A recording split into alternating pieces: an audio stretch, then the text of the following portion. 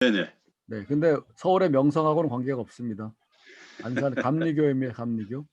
목회 말씀해 주실 때 잘 들으시고 40분 정도 말씀해 주시고 그다음에 질문하고 또 토론하도록 하겠습니다. 목사님 말씀해 주세요. 예. 제가 40분 가만 제가 여기 서툴러서요. 좀 시간이 걸릴지도 모르겠습니다. 네. 제가 그 마을에서의 지역교회 운동에 관해서 몇 군데 이렇게 이야기를 좀 드린 바가 있는데, 네, 오늘도 뭐 제가 할 수 있는 얘기는 요 정도 얘기밖에 없어서 오늘 목사님들에게 저희 교회를 중심으로 해서 저희 교회가 마을에서 어떻게 지역교회 운동을 하는지 그것을 좀 말씀드리도록 하겠습니다. 제가 이거를 공유 중지를 하고 다시 이렇게 하고 슬라이드 제가 아직 익숙치 못합니다. 제가 좀 도움을 받아야 되겠어요. 네. 네, 목사님 화면 잘 보이고 있습니다. 됐죠. 예. 네네. 이제 넘어가나 봅니다. 제가 안산에 살고 있고요. 그리고 안산에 이제 고잔동이라는 곳에 살고 있습니다. 안산은 뭐 여러분들이 여러 가지 그 보도나 경로를 통해서 대충 어떤 곳인지 짐작은 하실 텐데, 안산은 뭐 한 도시가 한 40년 가까이 아마 이제 근 40년 가까이 된 지역입니다. 그전에는 시골 농촌이었는데 반월공단 이제 국가공단이 들어서게 되면서 공단 배후 도시입니다. 공단을 지원하기 위해서 형성된 도시가 안산이고요. 경양각지 뭐 여러 군데에서 사람들이 이주해서 모여서 형성이 된 도시가 안산입니다. 그리고 고잔동은 이제 안산의 중심이라고 할 수가 있는데요.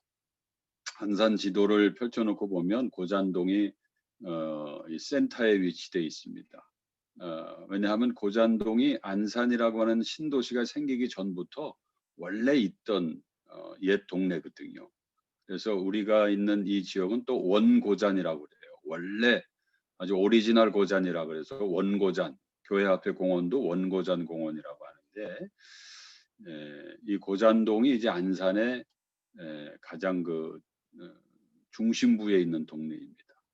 그래서 이 동네는 안산이 계획도시이기 때문에 아파트 지역도 있고 연립 지역도 있고 단독 주택 지역도 있고 그다음에 공단 지역이 있고 뭐 상업 지역이 있고 이렇게 좀 구분이 되어 있습니다. 근데 이 고잔동은 그중에 이제 아파트 지역은 아니고 또 단독 주택 지역도 아니고 3층 내지 4층짜리 연립이 밀집되어 있는 그런 지역입니다. 고잔동이 그렇게 이제 형성이 됐습니다. 이 안산이 신도시로 개발이 되면서 그곳에 이제 저희 교회가 서 있습니다. 저희 교회가 올해 66년 됐고요. 제가 20번째 담임자입니다. 그러니까 제 앞에 19분의 목사님들이 지나간 거죠. 그러니까 제가 이 교회 지금 20년째 있으니까 66년 중에서 20년 빼면 46년이고 그중에 또 한 10년은 제가 이 교회 과거에 부목사로 있었어요. 부목사로 있었을 때에 담임 목사님이 한 10년 있었거든요. 그 10년을 빼면 결국 18명의 담임 목사가 36년 동안 이렇게 목회를 한 거예요. 그러니까 즉 2년에 한 번꼴로 평균 2년에 한 번꼴로 담임 목사가 바뀌었던 그런 교회입니다. 뭐 바뀌게 된 이유는 여러 가지 이유가 있습니다만 그게 좋지는 않습니다.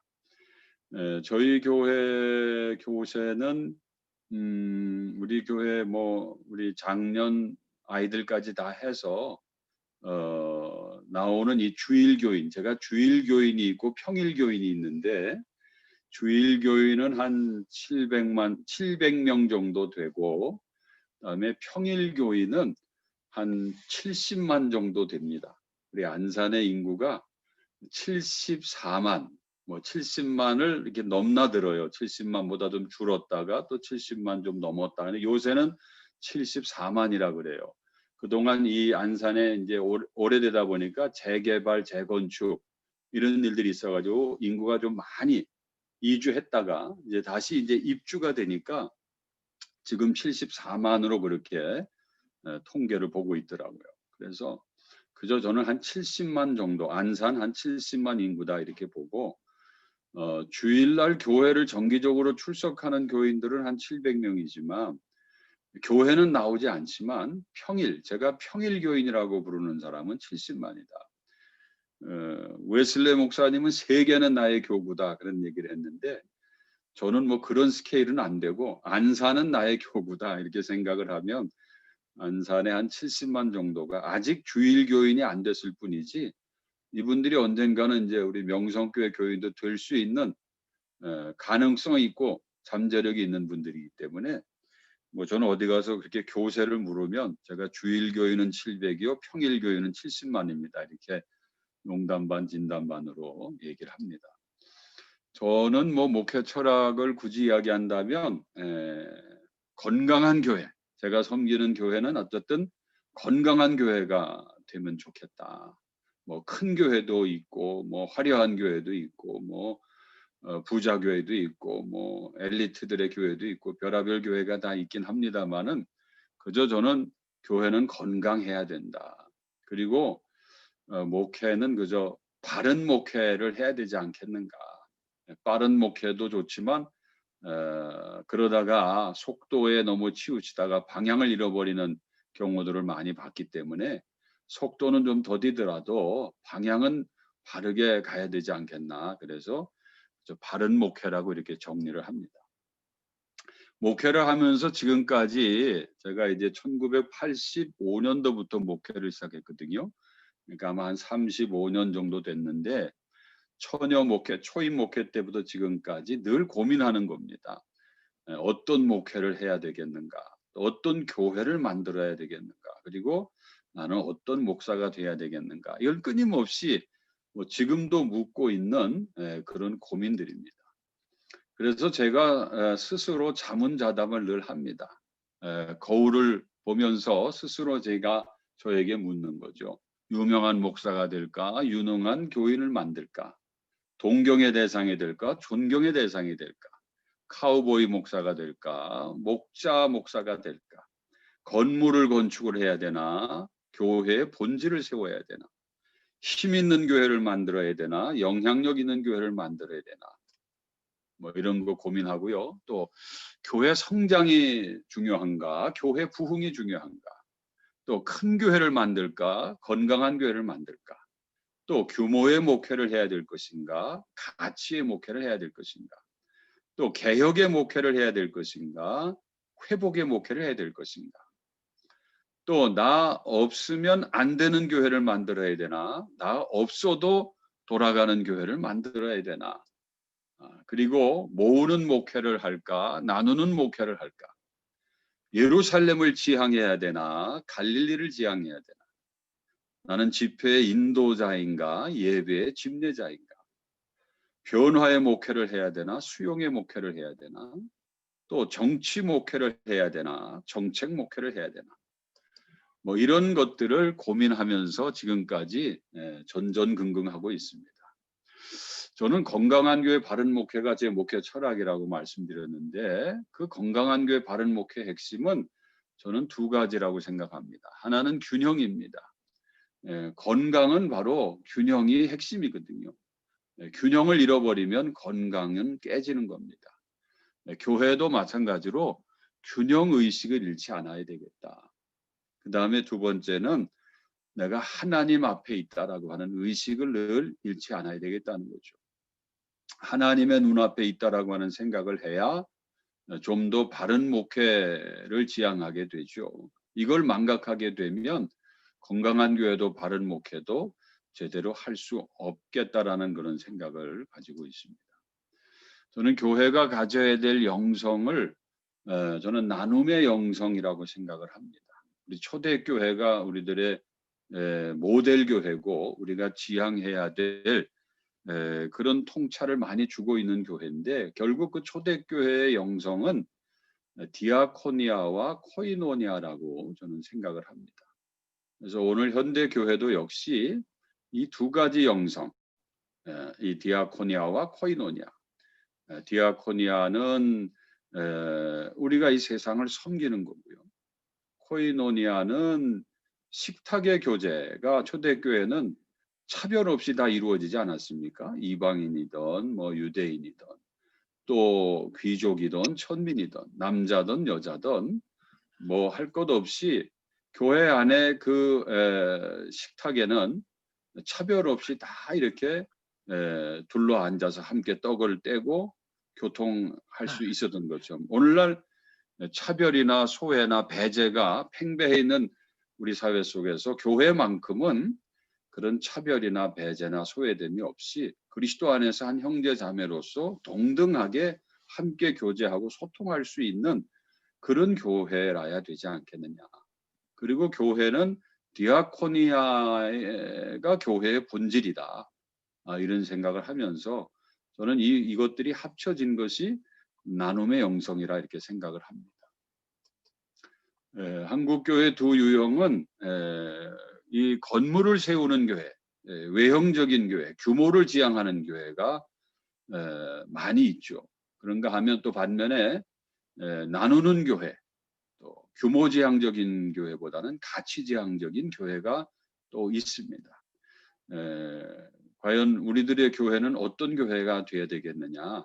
당연히 이 나눔의 가치를 지향하는 교회가 교회의 존재 의의가 있지 않을까 그렇게 생각이 됩니다. 하나님 사랑을 우리 한국교회가 잘 하지만 좀 서툰 것이 상대적으로 이웃을 사랑하는 것이라고 생각합니다. 우리 하나님 사랑하는 일에 한국교회를 따라잡을 교회가 있을까요? 우리가 정말 하나님 사랑을 예배로 우리가 표현을 하는데 이웃을 향한 사랑은 우리가 좀 서툴고 이웃을 향한 사랑은 우리가 좀 잘 하지 못하는 그런 한국교회 모습들이 있는 게 사실입니다. 저는 이웃을 향한 사랑을 하나님을 향한 사랑은 우리 교회 안에 예전 예배라든지 찬양 예배라든지 뭐 다양한 그런 예배를 가지고 하나님께 우리들의 그 사랑의 마음을 극대화하고 고백하고 표현합니다. 근데 이웃을 향한 사랑은 어떻게 할 거냐? 저는 그 이웃을 향한 사랑을 마을에서의 지역교회 운동으로 펼치는 것이다 이렇게 생각을 합니다. 그래서 교회가 또 우리 성도들이 섬김과 나눔이라는 것을 이것을 사회적 책임으로 고백하도록 이끌어줘야 된다는 거죠. 이 섬김과 나눔이 그냥 크리스마스 때 부활절 때 한번 그저 단순한 일회성 구빈 구휼의 차원으로 끝나는 교회가 많아요. 그거를 이웃을 향한 사랑이라고 착각하는데 그게 아니라 그거보다 한 단계 좀 더 나가서 섬김과 나눔은 우리 교회와 그리스도인의 사회적 책임이다. 이 책임은 해도 되고 안 해도 되는 게 아니라 꼭 해야만 되는 그런 의무가 아니겠습니까? 그리고 섬김과 나눔을 사회적 실천으로 승화를 시켜야 된다는 거예요. 그냥 고백으로 머물러 있어 가지고는 안 되고요. 이 교회가 가지고 있는 가용 가능한 물적 자원, 인적 자원, 영적 자원을 다 동원해서 이걸 사회적으로 실천해 낼 때에 이게 이웃을 향한 사랑이 제대로 표현되는 것이 아니냐. 그걸 저는 마을에서 교회가 지역 교회들이 다 서 있으니까 그 교회들이 바로 마을을 향해서 이런 사회적 책임과 실천을 고백하고 승화시켜내는 것, 이것이 이웃 사랑이라고 생각을 합니다. 저희 교회가 하고 있는 뭐 프로그램들이 여러 가지가 있는데 섬김과 나눔을 이제 이렇게 실천하죠. 연중에는 매년 1월 첫째 금요일에는 통장 초청 신년 할례식을 지금 16년째 하고 있는데 이제 내년에만 못할 것 같습니다. 이 코로나 때문에. 그래서 우리 안산 우리 고잔동 지역에 55개 통이 있습니다. 55개 통장님들을 동장님과 지역사회의 그 뭐 주민자치위원장이라든지 그 지역사회 풀뿌리 지도자들 있잖아요. 그분들을 저희가 꾸준히 가장 1년 첫 시작하는 첫 주 금요일 날 교회와 지역 사회가 그렇게 접촉하고 소통함으로써 이제 마을의 활동이 시작이 되는 겁니다. 그래서 이분들을 모시고 교회가 신년 할애도 하고 식사도 대접하고 선물도 드리지만 그때 우리 교회 1년 동안 지역 사회를 위해서 뭐 할 거냐를 제가 브리핑을 합니다. 이웃들을 위해서 올해는 우리 교회가 이런 걸 할 겁니다. 노인들을 위해서, 어린이를 위해서, 뭐 청소년들을 위해서 이런 걸 자연스럽게 통장님들한테 설명을 드리고 이분들의 협력을 구하고 이해를 구하는 거죠. 그런 그 창구로 이것을 지금 우리가 15년 넘게 펼치고 있고요. 노인 지도자 초청 신년 세배식은 이제 구정 후에 우리 고잔동이 안산시 25개 동 중에서도 노인정 경로당이 제일 많은 동네입니다. 그만큼 노인들이 많이 살고 있는 동네인데 경로당 이제 회장님하고 총무님을 초청을 해서 우리 교회에 모시고 그다음에 지역사회 지도자들이 우리 교회로 와서 이 어르신들에게 세배를 하도록 일일이 그 경로당을 찾아나려면 이 단원구에 100개가 넘거든요. 경로당이 하다가 다 쓰러지겠죠. 그런데 우리 교회로 다 모셔다 놓으니까 이제 지역사회 지도자들은 교회에 와서 여기서 그냥 넙죽넙죽 단체로 세배하면 되거든요. 그분들이 아주 좋아하죠. 그다음에 입양가족 초청, 입양 홍보 및 헌신 예배. 이제 지금은 드리지 않습니다. 과거에 제가 한 10여 년 동안 드려왔던 그런 예배고요.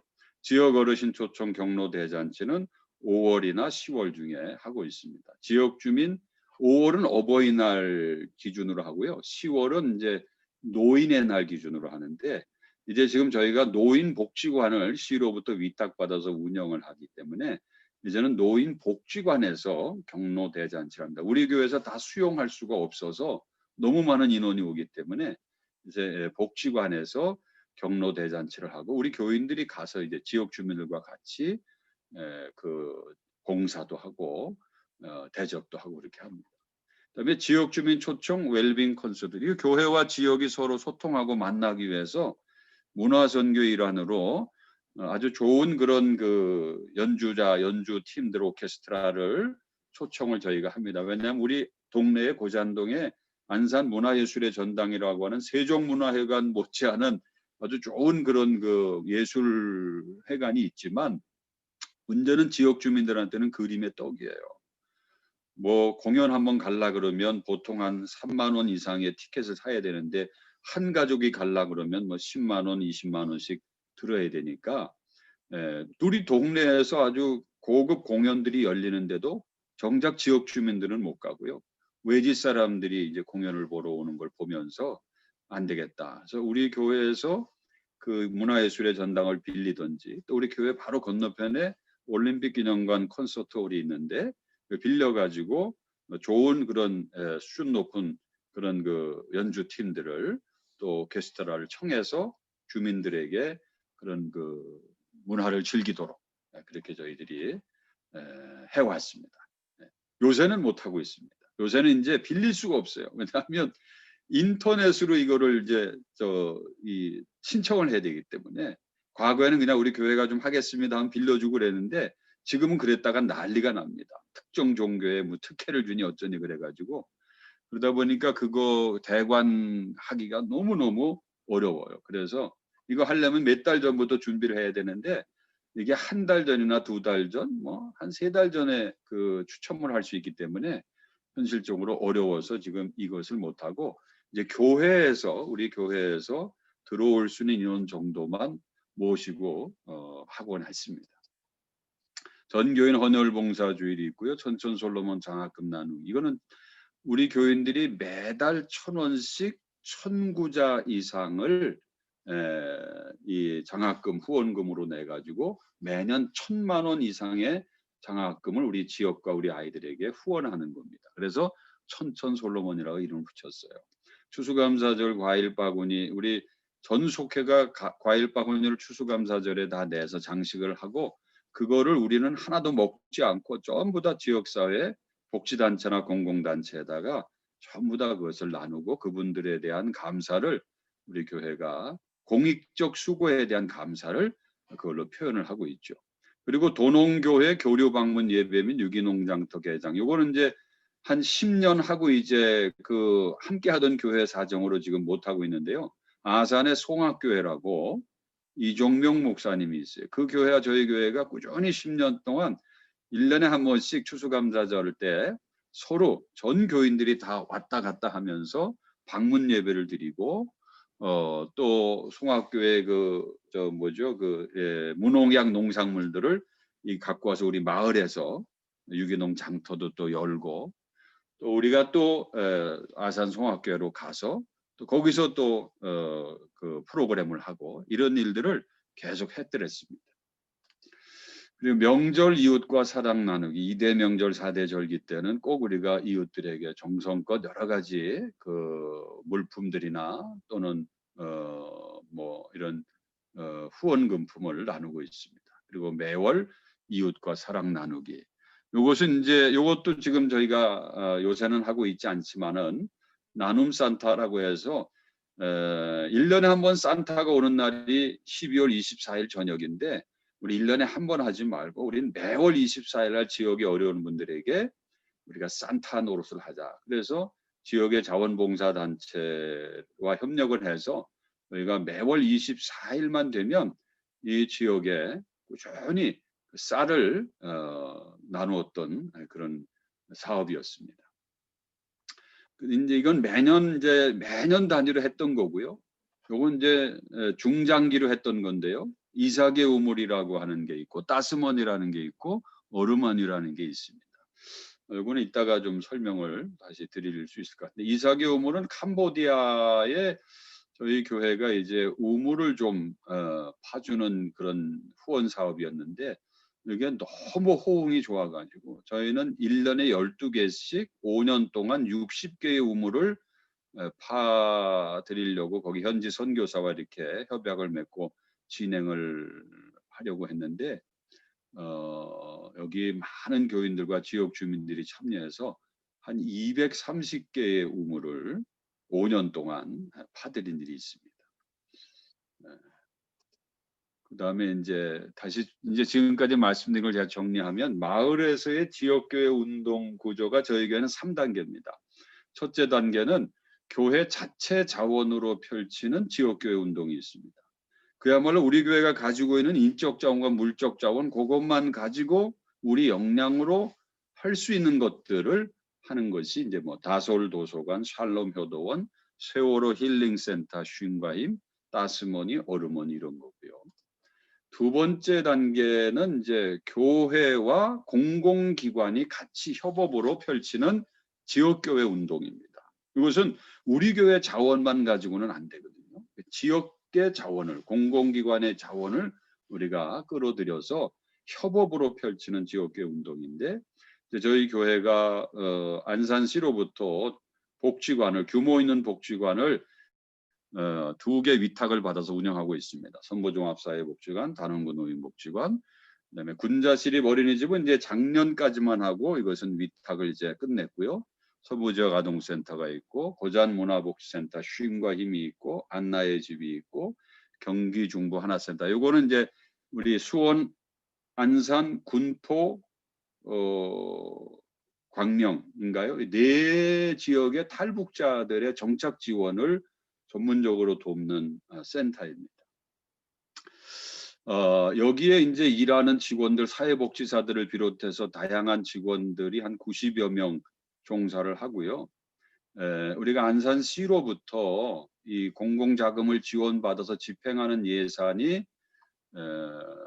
요건 한 2년 전인데 지금 한 60억 정도 공공자금을 지원받아서 이 기관들을 운영하면서 지역사회를 향한 지역교회 복지 선교를 저희들이 펼치고 있습니다. 그다음에 세 번째 단계는 아까는 교회와 공공기관이라면 이번에는 교회와 지역주민, 지역사회가 함께 펼치는 지역교회 운동으로서 저희 교회가 한 7년 전에 협동조합을 만들었죠. 굿빌리지라고. 그래서 마을 재생 아카데미도 하고요. 마을 해설사 발굴 및 다크투어 프로그램도 하고 사회적 기업형 카페 운영도 하고 슬로우 푸드 사업도 하고 도농 교류 사업도 하고 마을 커뮤니티 공간 운영 사업도 하고 그래서 협동조합으로 교인과 우리 주민들이 조합원으로 가입을 하게 해서 지역 주민들과 지금 지역사회 운동을 펼치고 있는 그런 단계입니다. 그래서 교회 자체적으로 하는 것, 교회와 공공자원과 협력해서 하는 것, 교회와 지역 주민과 지역사회 자원과 함께 하는 것 이렇게 세 단계로 우리 교회가 섬기고 있습니다. 네, 지역계 활동 사진을 몇 가지 좀 보여드리면요. 이게 이제 다솔 도서관이고요. 우리 지역에 아주 이름난 도서관이었는데, 요거는 이제 저희 교회 내부 사정으로 다른 이제 지역사회 수요들이 넘쳐서 이 다솔 도서관을 한 15년 정도 하다가 지금 휴관 중에 있습니다. 매주 토요일마다 우리 마을의 70세 이상 어르신을 섬기는 샬롬 효도원. 이거는 지금까지 올해 코로나 때문에 지금 못했고요. 지금까지 한 17, 8년을 꾸준히 해오고 있는 우리 교회 아주 효도 프로그램, 효자 프로그램입니다. 꾸준히 한 100에서 120명 정도 어르신들이 매주 토요일마다 우리 교회에 오셔서 이렇게 어르신들 그 프로그램에 나오고 있습니다. 또 우리가 이제 세월호 아픔을 겪은 교회이기 때문에 또 우리 마을이 세월호 재난의 중심 마을입니다. 이 고잔동에 바로 단원고등학교가 우리 교회와 옆에 담장을 같이 쓰고 있는데 그러다 보니까 여기가 피해 집중 지역이거든요. 우리 교회 주변으로 피해를 당한 가정이 107가정입니다. 107개 가정이 세월호 피해 가정이고요. 그래서 우리 교회가 이 마을의 중심에 있기 때문에 세월호 아픔 치유 회복 공간으로 2014년도 9월 15일에 힐링센터 0416 쉼과 힘이라고 하는 센터를 교회 자체적으로 설치를 해서 세월호 아픔으로 고통당하는 우리 지역 주민들을 섬기고 지금까지도 하고 있습니다. 우리가 3년 동안 1차 쉼과 힘 힐링센터를 운영하고 나서요. 그 성과 보고서 1000일의 기록이라고 하는 것을 우리가 만들었죠. 이게 바로 우리 교회 별관 옥상에서 보이는 단원고등학교의 모습입니다. 바로 교회와 담이 붙어 있습니다. 그리고 우리가 이제 이 쉼과 힘을 통해서 공동체 회복 프로그램들을 이제 하거든요. 세월호 집중 피해 지역인 이 동네와 안산시 전역을 대상으로 이런 것들에 대한 어떤 우리가 학문적인 성과 평가 연구를 했던 내용들이 있습니다. 따스머니라는 것은요. 긴급 구호기금의 별칭인데요. 오직 신용으로 소액을 대출해주는 우리 교회의 지속 가능한 나눔 실천과 사회적 책임 실천운동 기금입니다. 우리 송파 세모녀 사건이 일어났을 때 우리 안산에도 이런 일이 있어서는 안 되겠다 싶어서 우리가 이분들을 도울 수 있는 생활고를 비관하는 이웃을 도울 수 있는 돈을 우리가 만들어야 되겠다 해서 교인들에게 내라 그랬어요. 10만 원씩. 1인당 10만 원씩 마음에 감동이 되는 사람. 그래가지고 한 3천 한 5, 600만 원을 그걸 모아가지고 이걸 기금 이제 시드머니로 해서 준비가 되어 있습니다. 언제든지 이런 대상자가 있으면 우리 솔루션 회의를 만들어 가지고 이분들을 어떻게 도와줄 것인가 해서 하기 위한 기금이 바로 따스모입니다. 그다음에 이제 어르머니는 우리가 이제 독거 싱글 어르신을 위한 안나의 집을 교회에다가 설치를 했습니다. 지역 아동센터를 이제 접고요. 지역 아동센터 자리에다가 안나의 집이라는 것을 만들었습니다. 이 어르신들 중에도 사각지대에 있는 분들이 이 독거 싱글 어르신들입니다. 그래서 이분들이 이제 우울증이 많고요. 또 우울증은 또 노인 자살로 이어지기 때문에 우리 지역에도 그런 사례들이 몇 건 있었기 때문에 우리 교회가 이 문제의 심각성을 인식하고 이것을 서둘러서 만들었습니다. 그래서 이 안나의 집에 우리 교인들이 좀 돈을 내십시오. 1년에 최소 한 3천만 원 정도 운영기금이 필요하니까 기본적으로 3천만 원 정도를 우리 좀 교인들이 내주시고 나머지는 여기 이제 직원이 있으니까 직원을 채용했어요. 그래서 이분들이 이제 여러 가지 방법으로 후원 기금을 만들어서 운영을 할 테니 우리 함께 참여합시다 해서 지금도 우리가 계속 우리 교인들이 자발적으로 매년 무슨 일이 있으면 뭐 생일이 있거나 뭐 좋은 일이 있거나 또 뭐 장례를 치렀거나 뭐 어머니 회갑이 7순이나 이러면 이제 이렇게 수시로 어르머니라고 한 구자에 10만 원씩 내고 있습니다. 그 돈이 이제 우리 안나의 집을 운영하는데 꽤 도움이 되고 있죠. 안나의 집이 이제 이렇게 개소가 된 겁니다. 작년, 재작년 이렇게 만들어서 어르신들이 굉장히 행복해 하시고요. 이분들이 다 혼자 사시는 어르신들이고 우울증 있는 분들인데 여기 와서 다 치료가 됐어요. 그래서 뭐 여기 오시는 분들이 그래요. 경로당은 유치원이라고 하면 안나의 집은 대학 같다 그렇게 얘기할 정도로 어르신들에게 상당히 아주 뭐 아주 인기가 있는 그런 공간입니다. 저희가 위탁 운영하고 있는 단원군 노인복지관입니다. 또 선부종합사회복지관도 우리가 안산시로부터 위탁해서 운영하고 있습니다.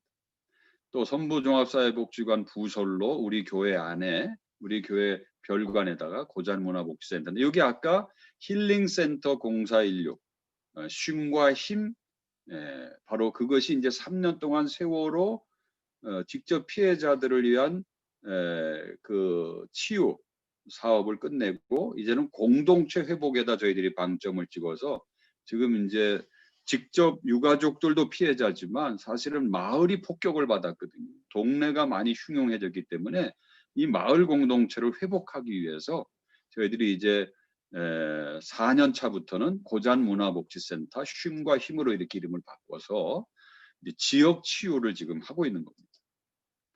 그래서 뭐 이렇게 가족 오케스트라도 만들고요. 이 가족 오케스트라였는데 지금은 이제 이웃 오케스트라로 바꿨죠. 그래서 처음에는 가족들을 치유하기 위해서 지금도 여기 그 가족들이 함께 하고는 있습니다. 이웃 오케스트라로 해서 우리 지역의 문화 활동들을 하고 있습니다. 또 세월호 집중 피해 지역의 주민 간담회 이 고화선이라고 고잔동, 와동, 선부동 세 지역이 집중 피해 지역인데 그 중에서도 고잔동이 제일 피해가 많은 지역입니다.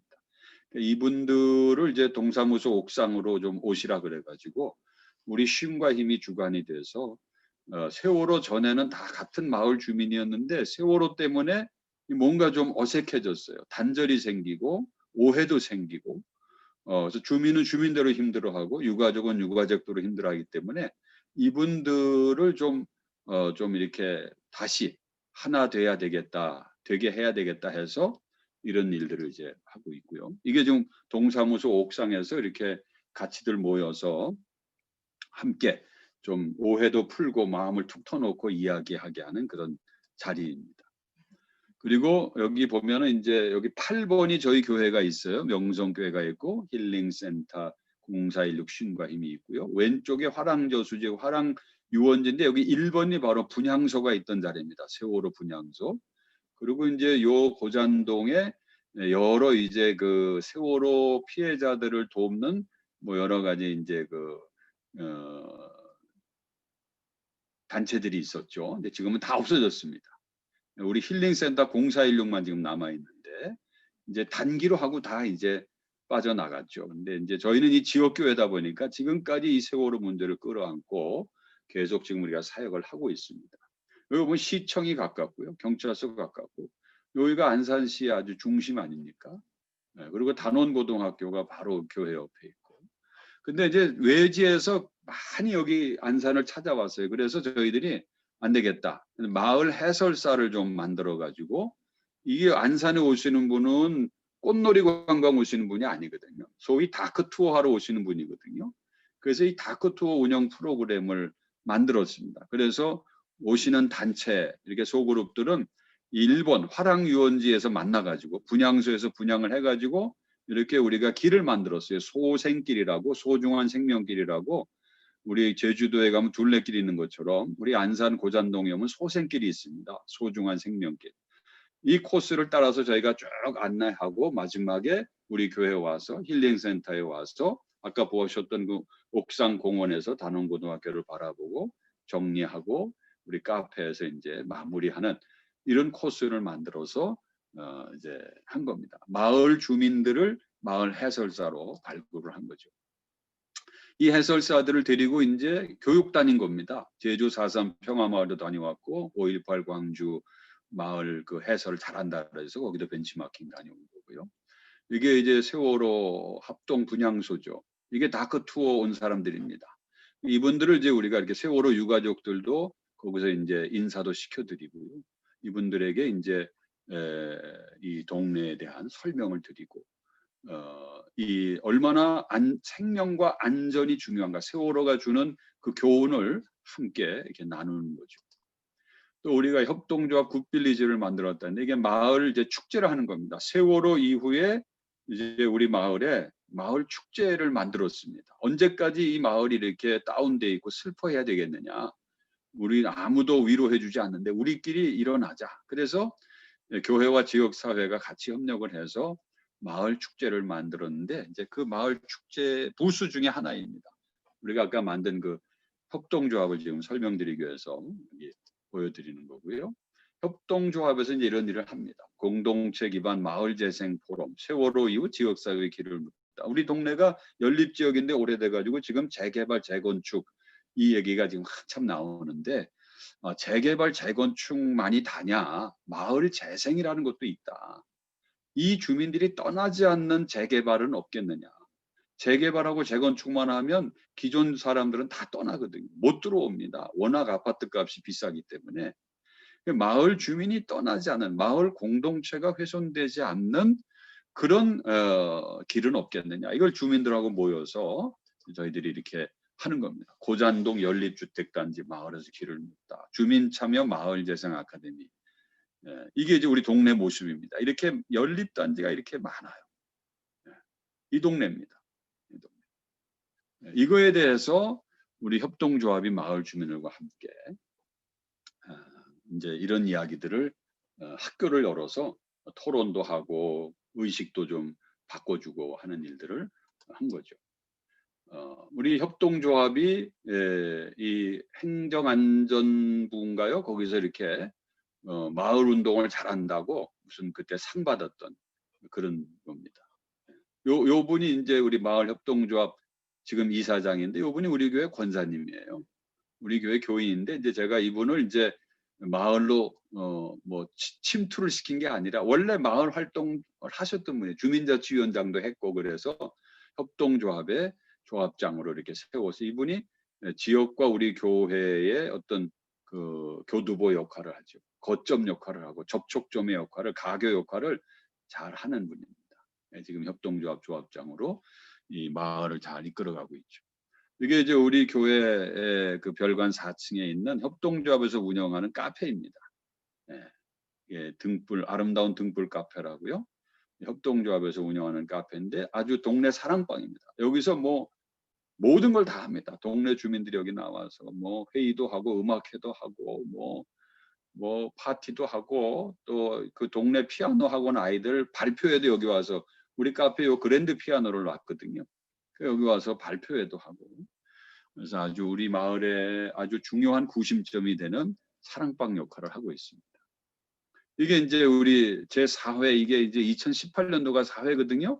그러니까 2015년부터 했어요. 2014년에 세월호가 일어났고 그 다음에 15, 16, 17, 18 4년 차, 작년에 5년 차 했는데요. 이 올해는 코로나 때문에 못했습니다. 즐거운 문화마을 축제 해가지고 이렇게 여기 이제 이분이 경기도 의회 의원이고 우리 동네 동장님이고 여기 제가 가운데 있고 주민자치위원장 이분은 이제 통장협의회장 우리 실무자고요.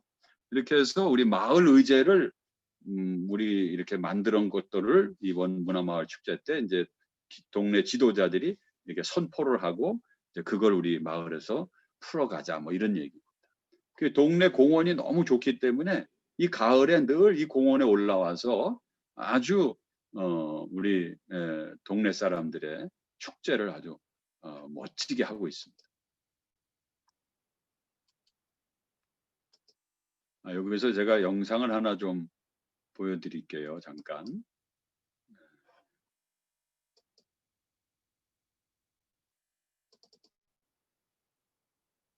저희 교회가 하고 있는 사역을 한 7분짜리 영상으로 만들어 봤거든요. 잠깐 보시죠.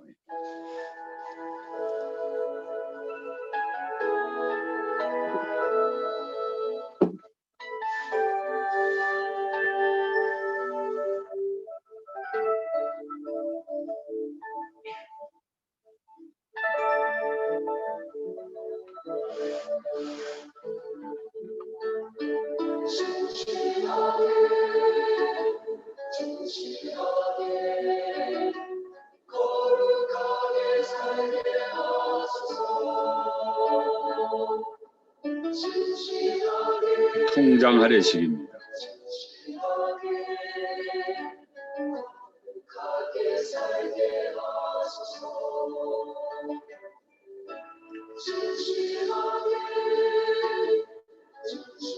매년 1000명 이상 찾아오는 경로대단지 복지관 마당에서 지금 하는 거예요.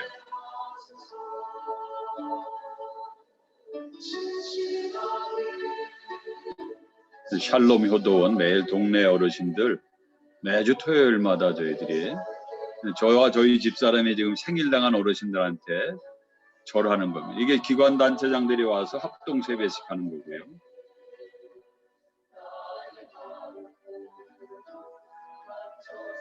단원구 노인복지관.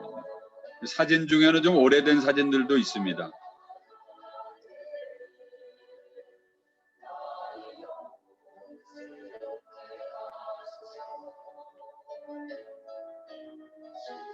원로 목사님들 모시고 원로 목사들이 뭐 할 일은 없는가 모색하는 자리입니다.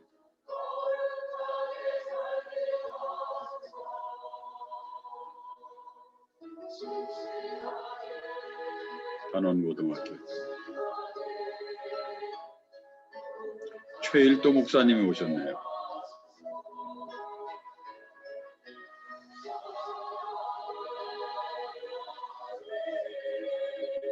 교회 별관 옥상입니다.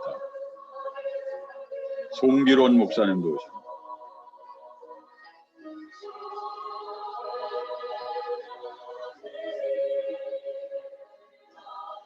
기억주일 예배 드리는 겁니다. 세월호 유가족들과 함께.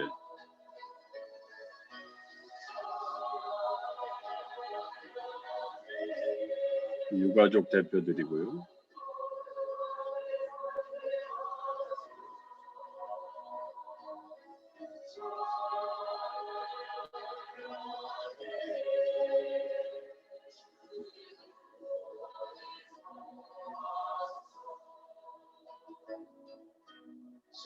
마을 축제하는 겁니다. 우리 동네 공원에서.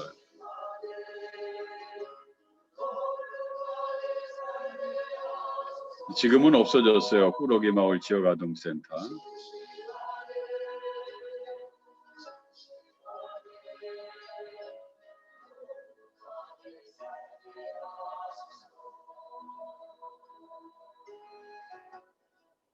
저희 교회가 지금까지도 펼치고 있는 출산 장려 운동 또는 입양 홍보 운동입니다.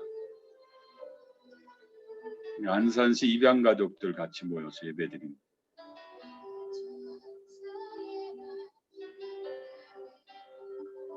초창기 사진입니다.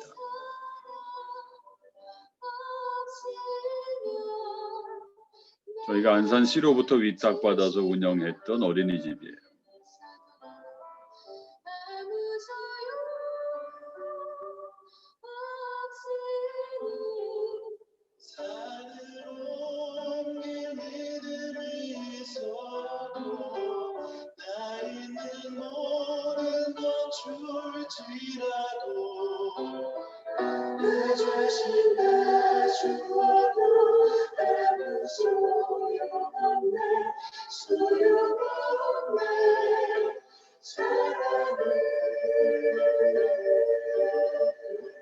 지금 이제 선부종합사회복지관으로 이름이 바뀌었습니다.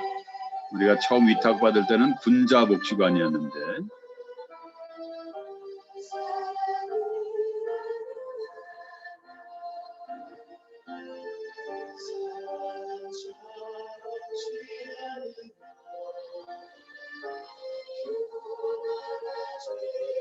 복지관 직원들입니다.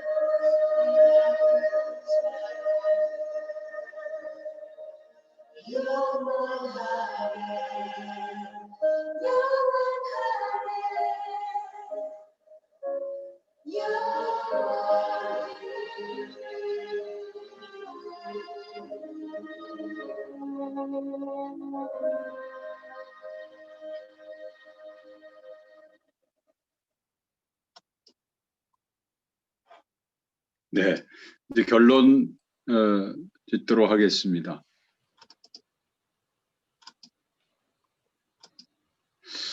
저희 교회 기도 제목은 상설 기도 제목은 이런 겁니다. 성 쌓는 교회보다 길 닦는 교회, 경건의 모양 있는 교회보다 경건의 능력 있는 교회, 천사의 방언보다 사랑의 수고가 넘치는 교회, 바르게 믿고 의롭게 살고자 하는 사람들의 교회, 건물 키우는 교회보다 인물 키우는 교회, 성장하는 교회보다 부흥하는 교회, 모아 축적하는 교회보다 흩어 나누는 교회, 성공한 교인이 많은 교회보다 행복한 교인이 많은 교회.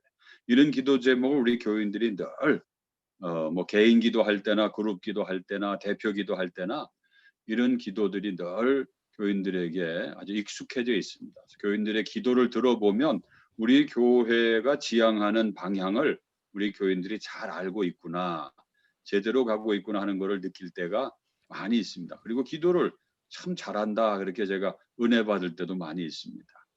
이런 기도 제목을 중심으로 기도하고 또 우리 교회가 이런 방향으로 이런 가치를 지향하면서 나아가고 있다는 걸 말씀드리고요.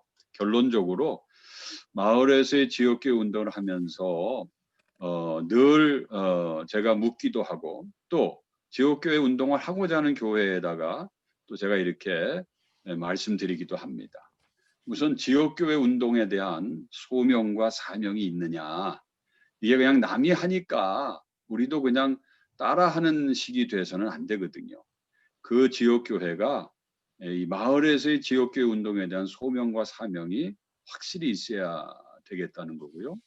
아까 말씀드린 것처럼 지역교회 운동을 사회적 책임과 신앙적 고백으로 접근하고 있느냐. 이게 그냥 행사로서 보이기 위한 것으로서 또 교회의 어떤 그 포교의 목적으로 그렇게 해서는 안 되는 거죠. 그다음에 지역교회 운동을 전문화하고 있느냐, 체계화하고 있느냐, 지속 가능화하고 있느냐.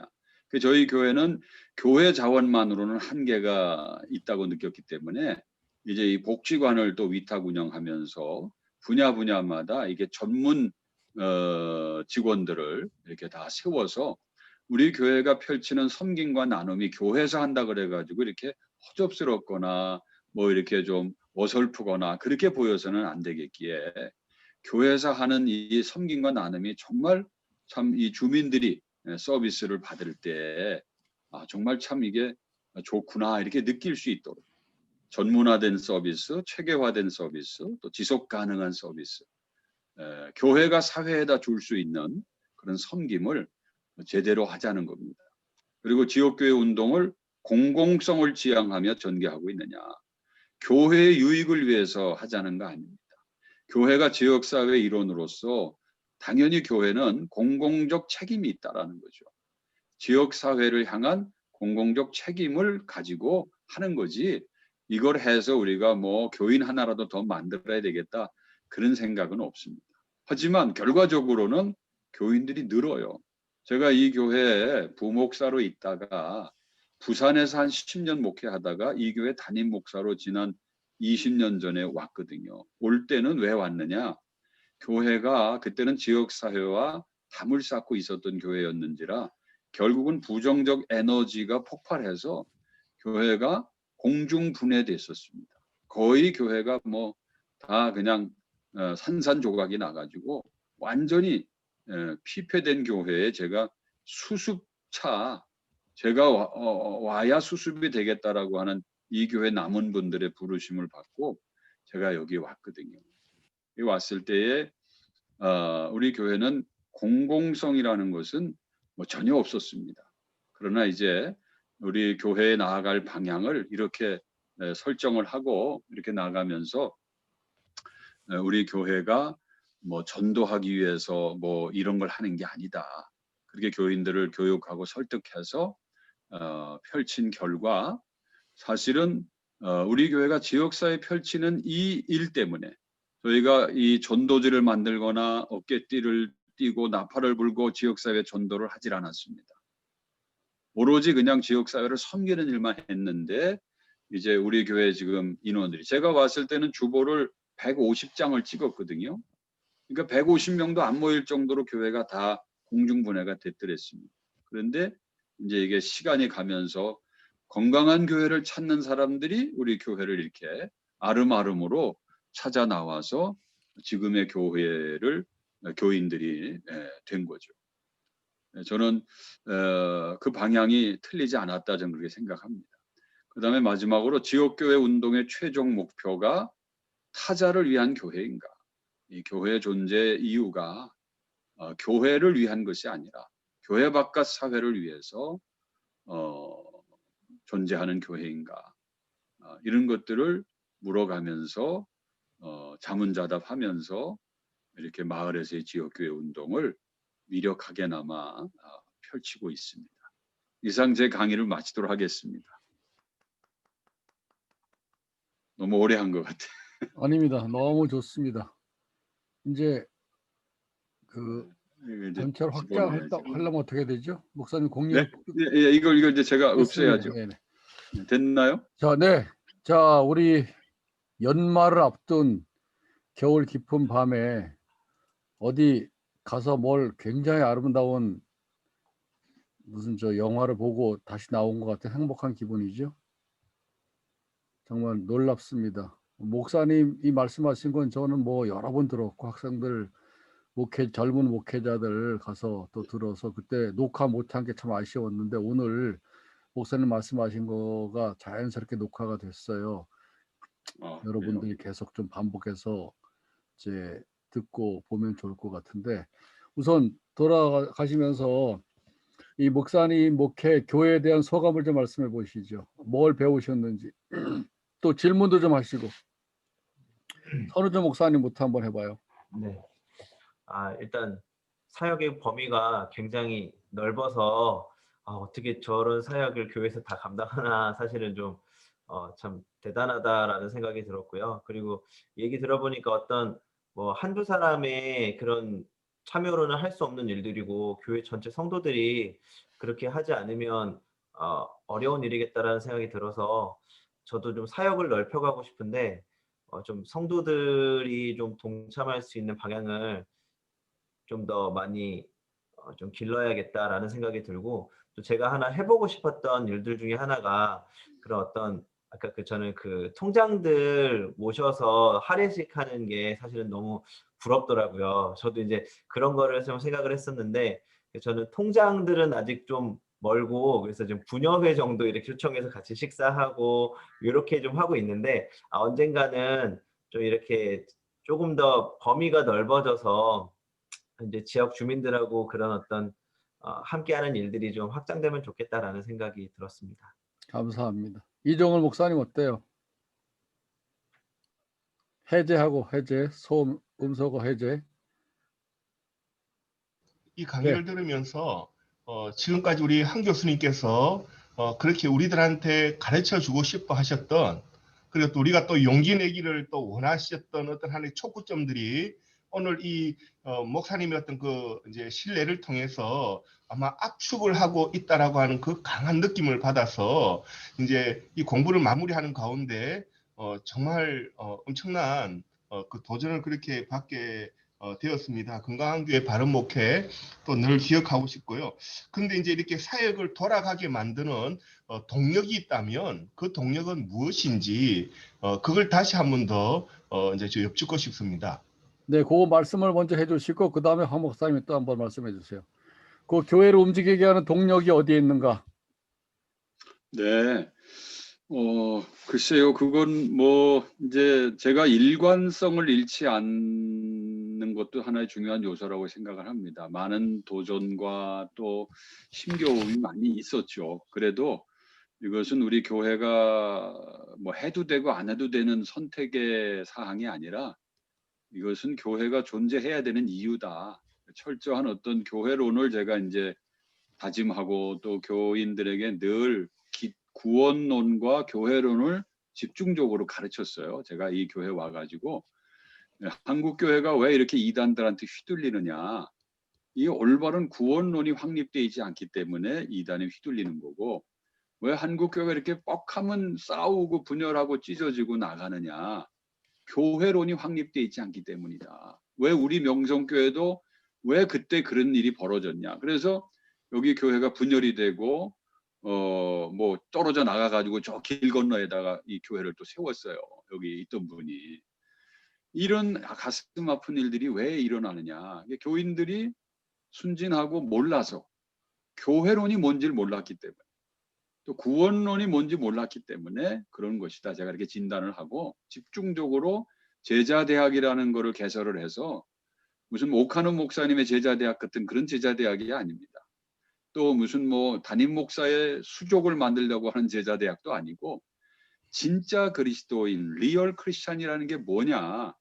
명목상의 기독교인들이 지금 아주 그냥 너무 많은 한국 교회에서 진짜 그리스도인이 과연 어떤 것이겠느냐에 대해서 제자대학을 열어가지고 자기 구원에 대한 확신을 가지고 또 교회가 가지고 있는 선교적 사명 이것이 얼마나 중요한 것이냐를 계속 가르치면서 교인들과 같이 이걸 이제 펼쳐오게 된 겁니다. 그리고 처음부터 너무 큰 목표를 주지 않고요. 제가 늘 얘기하는 것 중에 하나가 턱걸이 이론입니다. 턱걸이를 하나도 못하는 사람한테 턱걸이 10개 해보라 그러면 금방 포기하고 맙니다. 근데 우선 1개만 해봐라. 1개 하고 나면 2개 해봐라 하면 또 2개 하고 3개 해봐라 하면 또 3개 하잖아요. 우리 교인들이 아무것도 해보질 않았기 때문에 처음의 목표를 아주 최소화하고 그 최소화했지만 반드시 성취감을 느끼게끔 우리가 이런 걸 할 수 있네? 우리가 이런 걸 해냈구나. 이 성취감들이 이게 하나 둘씩 모아지면서 도전 의식이 생기는 거죠. 이것도 우리가 할 수 있겠구나. 뭐 이렇게 하면서 점점 이게 사역의 종류나 사역의 범위가 커졌고요. 어느 지점에 가서는 교인들이 한계가 있습니다. 교인들이 다 자기 생업이 있고, 그렇죠? 또 자기 역량이 안 되는 사람들도 있고 그러기 때문에 그 지점을 제가 잘 이렇게 넘지 않도록 그 수위 조절을 해가면서 이제 우리 사역이 좀 종류가 많아지고 커지면서 아까 말씀드린 대로 우리가 지역사회를 섬기고 나누는 거지만 전문화돼야 되고 체계화돼야 되고 지속 가능해야 되기 때문에 결국은 거기에 전문가가 들어와야 돼요. 그래서 이제 제가 전문가들을 세워서 그분들이 하게 하는 거고요. 우리 교인들은 이제 한 발 물러서서 2선에서 전문가를 1선에 세우고 우리 교인들은 2선에서 이제 물적 자원이 되고 그다음에 제일 중요한 영적 자원이 되게 이 나눔과 섬김의 사업을 할 때는 마귀 사탄의 역사가 얼마나 큰지 모른다. 마귀가 제일 배 아파하는 사역이다. 사탄이 이걸 내버려 두질 않는다. 교인들의 마음을 교란시키고 목사에게 도전하게 하고 뭐 이게 보통 어려운 일이 아니다. 그러니까 기도 없이는 안 된다. 그래서 우리 할머니 교인들을 비롯해서 우리 모든 교인들은 영적 자원이 돼야 된다. 그게 지역사회 섬기는데 큰 당신들이 돕는 일이다. 그 다음에 돈 있는 사람은 돈 좀 내라. 그리고 시간 있는 사람은 좀 몸을 내라. 이렇게 해서 제가 이 3가지 자원을 1선과 2선에 배치한 거죠. 영적 자원, 인적 자원, 물적 자원. 아까 말씀드린 것처럼 따스머니, 어르머니 이런 건 누가 제일 잘 내냐 하면 시간이 없어서 교회 와서 봉사 잘 못하는 사람. 그죠? 그 다음에 또 너무 바빠가지고 기도도 잘 못하는 사람. 이런 분들에게 그럼 당신들은 돈이라도 내야 되지 않냐. 그래서 즐거운 마음으로 또 빚진 자의 심정으로 물적 후원이 되게 하고요. 뭐 그분들이 아주 큰 일을 하는 거죠. 그리고 이제 나는 벌이가 없으니까 이제 직장에서 나왔고 뭐 나는 가정주부고 뭐 그러니까 그 대신 시간이 있는 분들은 나와서 자기 재능으로 자기 몸으로 봉사하게 하니까 결국 우리 교인들이 소외는 없어요. 소외당하고 있지 않다. 세 가지 자원 중에 자기는 뭔가를 한 가지 하는 거거든요. 그러니까 전체 교인들이 소외감이 없이 이끌어가는 리더십이 전 중요하다고 생각해요. 그러니까 뭐 아예 안 하려면 관둬라. 이렇게 중요한 일을 이렇게 좋은 일을 왜 안 하냐. 교회가 지역사회를 섬기는 일이 얼마나 하나님 기뻐하신 일인데 그걸 몰라가지고 그래 안 쫓아오냐. 그럼 넌 관둬라. 이렇게 하질 않고 그 못하는 이유가 시간이 없어서 그런 사람이 있고 돈이 없어서 그런 사람이 있고 또 이런 일을 신앙적으로 이해하지 못하는 사람이 있어서 반대하는 거거든요. 그러니까 이분들을 거기 자기에 맞게끔 참여하게 하는 겁니다. 그래서 1선과 2선 다 전면에 나설 필요는 없다. 그래서 이 전체 교인들이 소외감이 없이 어쨌거나 나는 적극적이진 않지만 이 세 가지 자원 중에 하나로는 내가 참여하고 있지 않냐 이런 느낌을 주면서 이끌어왔기 때문에 아마 지금까지 이렇게 올 수 있지 않았나 뭐 제 개인적인 생각입니다. 네, 너무 감사합니다. 우리 나중에 좀 시절이 좋아지면은 김홍서 목사님이랑 한 며칠 밤 새면서 깊이 대화하고 또 질문하고 대화해서 이제 그렇게 해야 이게 터득이 되거든 내 속에. 또 잊어버리니까 그렇게 다지기 하는 시간을 좀 한번 갖기를 우리가 기약을 하고. 황 목사님, 황희성 목사님은 네, 저는 목사님 교회 저도 교수님하고 여러 번 오셨겠죠. 예.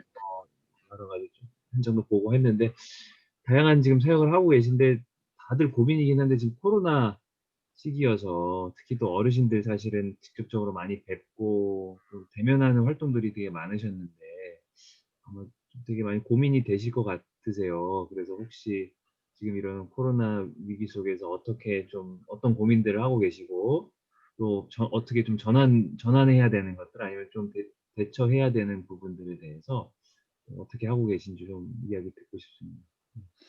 네, 뭐 정말 고민이죠. 저도 지금 이제 우리 교회 안팎에서 했던 그런 모든 지역사회 섬김 활동이 많이 위축이 돼가지고 정말 뭐 과거에 비해서는 뭐 정말 너무 지금 그게 제대로 되고 있지 않은 상황인데 그래도 제가 지역사회와 이제 소통을 하고 있으니까 이번에는 이제 우리 동네 고잔동 지역사회 보장협의체라고 아마 동네마다 다 있을 겁니다. 동보장협의체라고 그 사각지대에 있는 복지 사각지대에 있는 주민들을 발굴해내서 그렇게 자살자라든지 뭐 가정 파탄이 난다든지 이런 사람들이 없도록 그걸 발굴해서 지원해주는 주민 조직인데 제가 그 조직을 이제 우리 교회와 이렇게 같이 유대 관계를 맺어서 올 크리스마스 때는 그분들을 통해서 우리가 이제 이웃사랑 나눔 실천을 했고요.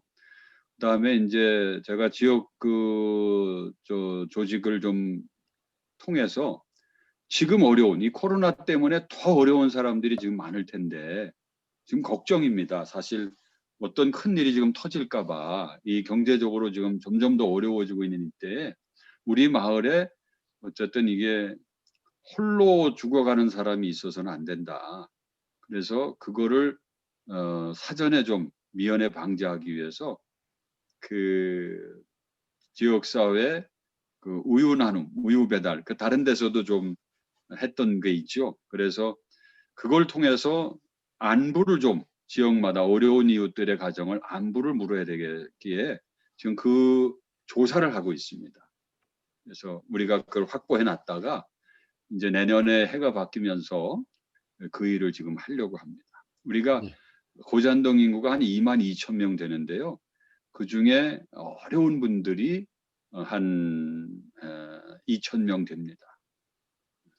우리가 이게 사각지대로 보고 이분을 이제 서치로 해야 될 분들이 그다음에 그 중에 독거 어르신들이 666명으로 이제 지난번에 저한테 이렇게 조사돼서 알려주더라고요. 666명에 대해서 독거 노인들입니다.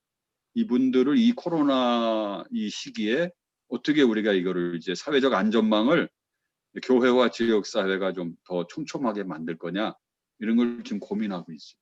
네. 이양재 목사님 어떤 소감? 네, 네. 목사님 목소리가 너무 좋으십니다. 듣는 내내 웃는 모습도 아주 예뻐요. 네, 줌이라 잘 들리는 것 같은데. 뭐 그건 잘 모르겠습니다만은 소리가 이 몸통에서 나오시는 아주 포근한 목소리여가지고 하여튼 듣는 네, 내내 감사합니다. 목소리만으로도 행복했고요. 내용으로도 뭐 더 이상 무슨 말할 필요 없이 진짜 저는 또 교회 이름도 비슷합니다. 저희 교회도 그래서 아, 그래요? 네, 저희는 명성 비전 교회고요. 진짜 다 배우고 싶은 하나도 놓칠 게 없는 그런 사역들을 하셔서 놀랍고 정말 많이 배웠습니다, 목사님. 네. 그냥 하나만 궁금한 거 좀 여쭙겠습니다. 그 중간에 지역 아동센터는 사역이 이제 그만두게 됐다고 네네. 그렇게 들었는데요. 그 이유가 그냥 좀 궁금해서요. 예, 그건요. 우리가 지역아동센터를 초창기에 시작을 해가지고 또 한 5, 6년을 해서 상당히 지역사회에 아주 좋은 역할을 했고요. 지역 주민들에게도 아주 호평을 받았던 그거였었는데 이제 왜 그걸 그만두게 됐냐면 노인들에 대한 수요가 자꾸 우리 지역에 많아지게 됐고 그다음에 이제 지역아동센터도 보니까 국가에서 흡수하는 거예요. 이제 지역아동센터 말고도 방과 후 초등학교 돌봄 교실이 있고, 그렇죠? 이제 초등학교를 통해서 애들을 다 흡수를 하더라고요. 국가가 관리하겠다는 정책이 바뀌었어요. 그러다 보니까 지역아동센터는 애들이 방과 후에 학교에 남아서 그거 뭐 프로그램을 하고 와서 저녁이나 겨우 먹고 가는 정도밖에 안 되더라고요. 이 지역아동센터의 본래 기능은 밥만 주는 게 다가 아니거든요. 근데 결국은 밥 주는 기관으로밖에 이게 안 되겠어요. 그래서 이제는 이게 국가가 그전에는 국가가 돌보지 못했던 사각지대를 교회가 커버한 것이 지역아동센터였는데 이제는 국가 이제 영유아도 그렇고 이제는 초등학생도 저렇게 국가가 흡수하겠다고 하니까 교회가 그걸 놔버리고 국가가 지금 돌보지 못하고 있는 아까 그 안나의 집, 그 지역 내에 독거 싱글 어르신들 이건 지금 지역사회에서 손을 못 대고 있거든요. 그러면서 우리 안산이 한때 노인 자살률 경기도 1위였습니다. 근데 저희 복지관에 노인 복지관에다가 노인 상담센터를 저희들이 개설하고 나서 한 3년 열심히 하고 나서 그것 때문에만 그런 건 아니지만 노인 자살률이 좀 떨어졌거든요. 근데 그게 지금 현재 진행형이에요. 그래서 저희 지역에 있는 노인들만이라도 그런 일이 없게 하기 위해서 우리가 과감히 지역아동센터를 놓고 그다음에 이제 안나의 집이라는 걸 만들었습니다. 안나의 집이 이제 과부 안나의 이름도 딴 것도 있지만 또 다른 뜻은 안부와 나눔의 집이라는 거예요. 지금 이 코로나 시대에 가장 필요한 것은 안부하고 나눔입니다. 어떻게 지내십니까? 잘 지내고 있나요? 아프지는 않나요? 누가 물어줘야 돼요. 지금 언택트 시대가 되는 바람에 그나마 그것도 더 박해졌습니다. 그런데 우리는 노인들에게 안부를 묻고 그 교회가 맨날 안녕하십니까? 진지 드셨습니까? 이것만 할 수 없잖아요. 안부도 묻고 나누는 거예요. 실제적으로 먹을 것도 나누고 그다음에 이분들의 그 여러 가지 그 욕구와 필요 사항들을 교회가 우리 교회 자원으로 안 되는 거는 네트워크, 협력, 연대, 지역 자원들을 끌어들여 가지고 이분들에게 공급하도록 하고 그래서 안나의 집을 이제 안부와 나눔의 집으로 지금 했는데 아주 시기적으로도 주요한 그런 이제 중요한 사업이 됐죠. 이름이 너무 그래서 멋있어요. 지역아동센터 그만두게 됐습니다. 네. 우리 조은하 교수님 소감 좀 말씀해 주세요. 네, 목사님 너무 귀한 말씀 감사합니다. 반갑습니다. 예. 들으면 들을수록 늘 배우는 게 너무 많고요. 늘 항상 생각하는 게 추진력도 굉장히 강하시지만 이렇게 따뜻한 배려가 모든 그러한 그 과정에서 묻어난다는 생각을 많이 했습니다. 사실 저희 어머니도 그 이제 얼마 전에 이제 혼자서 이제 아버지 돌아가시고 혼자 계시면서 지금 다시가 안나의 집이 보이는 거예요. 네. 아, 정말 얼마나 그 필요한 사역인데 저렇게 따뜻한 마음으로 하시는구나. 그러면서 그때 저에게 해주신 말씀이 한 가지가 있으셨어요. 이 교회로 오시는 그 어르신들에게는 식사를 타기 위해서 줄을 서게 하지 않는다. 네. 그분들에게 식사를 대접하되 전부 상에다가 이렇게 차려놓고 그분들에게 대접을 하지 네. 그분들이 줄 서서 식사를 하게 하지 않는다라는 말씀을 몇 년 전에 해주셨을 때 그때도 감동이었는데 사실은 이런 프로그램이지만 그 안에 담긴 따뜻한 그런 마음들, 배려들이 이 프로그램을 가능하게 하고 또 그것을 봉사하는 사람이나 거기에 참여하는 사람들이 행복하게 하는 그 힘이 아니었을까 하는 생각을 오늘 또 다시 한번 하면서 배우게 됐습니다. 감사합니다, 목사님. 네. 네, 아주 중요한 고맙습니다. 부분을 또 이렇게 상기시켜 주셨습니다. 우리 지역에서 활동 활발하게 한 김나전 목사님은 오늘 어떤 느낌 받으셨어요? 우리 정선에서 열심히 작은 교회지만 활동을 잘하는 목사님입니다. 네. 정선. 네. 네. 그 목사님의 인자하신 거 하는 모습에 제가 또 반했습니다. 목소리에도 반하고.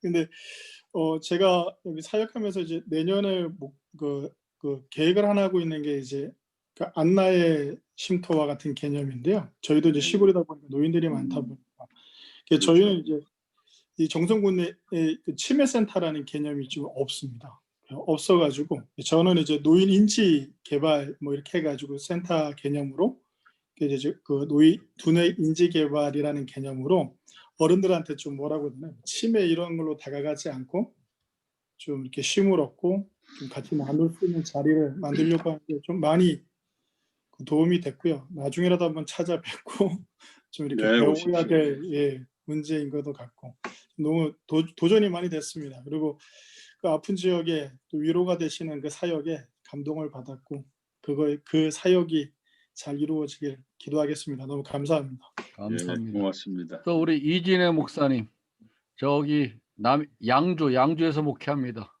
네. 반갑습니다. 네. 네, 반갑습니다, 목사님. 네, 목사님 통해서 굉장히 큰 도전을 받고 저도 제 안산 지역을 가봤을 때 그 제가 안산에서 느꼈던 어떤 그 지역적인 침울함이 제 생각인지 몰라도 굉장히 그런 걸 많이 느꼈었는데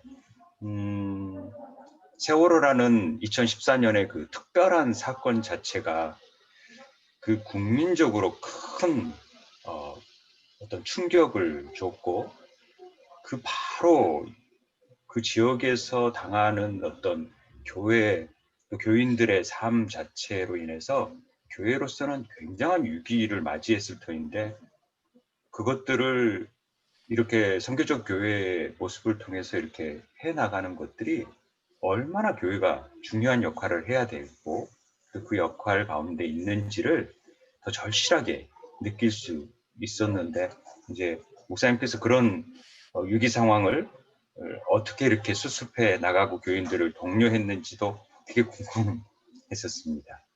네, 감사합니다. 그다음 마지막으로 우리 저 김호성 목사님.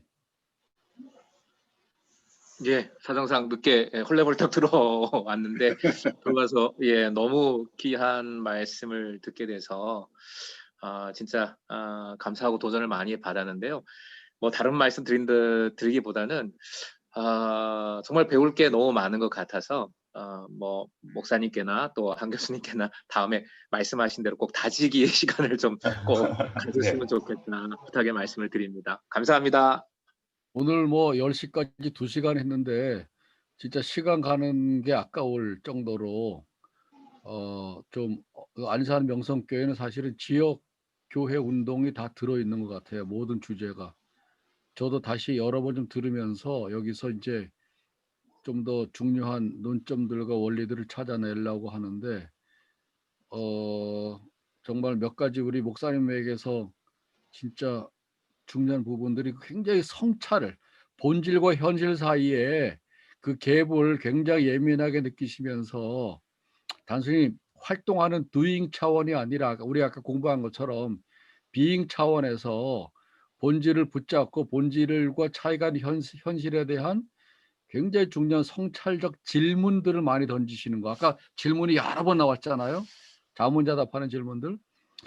그런 부분들이 참 중요하다는 생각이 들었고, 또 프로그램이 아니라 사람에게 초점을 맞추는 그런 이제 프로그램, 그리고 신학이 있기 때문에 어떤 뭐 충동적이거나 그냥 일회성이 아니라 꾸준히 지속할 수 있었고, 무엇보다 부임하실 때 상황과 지금 상황에 그런 이제 어떤 엄청난 변화는 결국은 이 목사님의 목회관과 목회적 태도가 이제 교회와 성도들과 함께 공유하면서 오늘의 결과를 가져왔다고 보는데, 교회 내적으로도 굉장히 영성을 강조하시고 기도 생활과 예배에서부터 힘을 얻고, 그걸 또 교육을 통해서 철저하게 교인들과 함께 잘 공유하고, 그렇지만 교인들을 너무 일꾼으로 몰아친다든가 그러지 않고 아주 세심하게 소외된 사람 없이 은사를 충분히 발휘하게 교회 내적인 목회를 하시면서 그것이 자연스럽게 외부적인 활동으로 연결되는,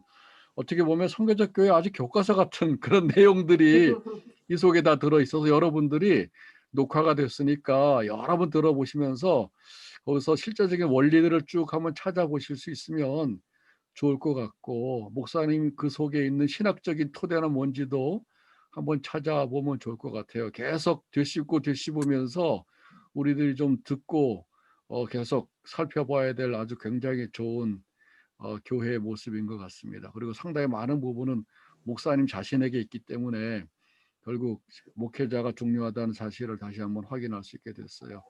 우리 나중에 목사님이랑 오랜 시간 얘기 나눌 수 있는 그 이제 약속을 우리가 기약하면서, 여기 계신 분들이 다 전국에서 오신 분들이에요. 오늘 저 목포에서 오신 분은 안 오셨는데, 목포, 대단하시네. 포천, 뭐 양주, 정선, 이제 서울 이런 등등 다양하게.